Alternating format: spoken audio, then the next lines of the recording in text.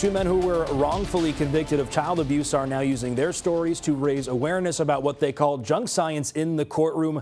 Hello and thanks for joining us. I'm Dan Millay. CBS 19's Jesus Martinez has more on the podcast that's putting shaken baby syndrome back in the spotlight.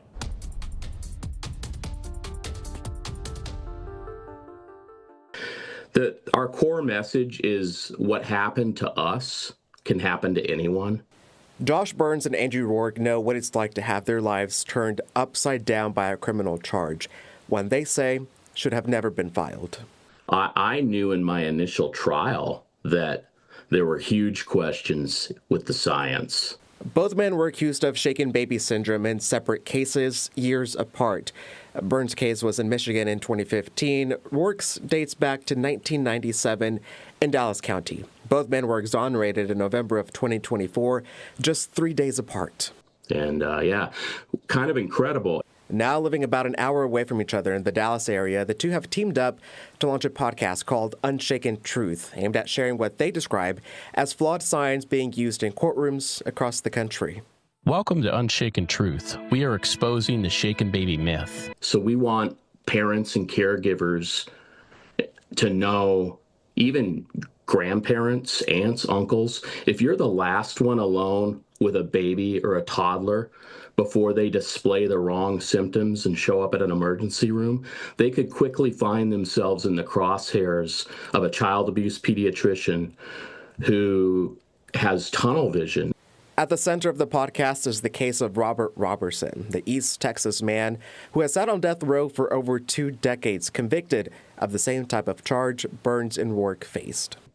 We have a junk science bill here in Texas that, helped provide relief for my brother Andrew Roark here, yet Robert Robertson sits on death row.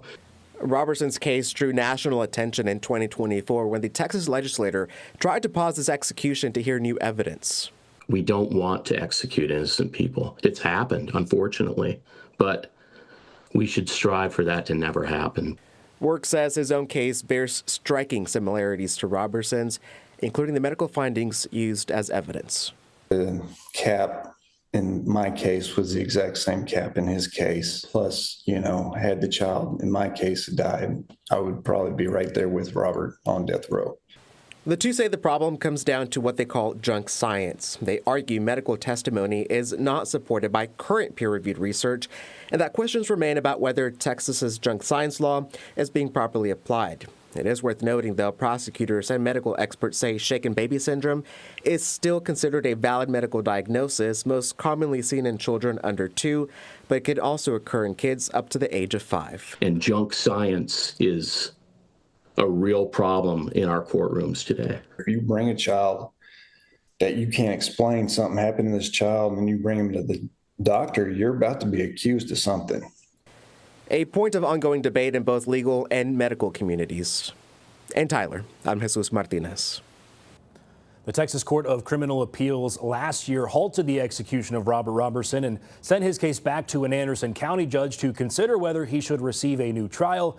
A status hearing in Robertson's case is now set for April 10th as a judge decides how to move forward before the case returns to the state's highest criminal court for a final decision.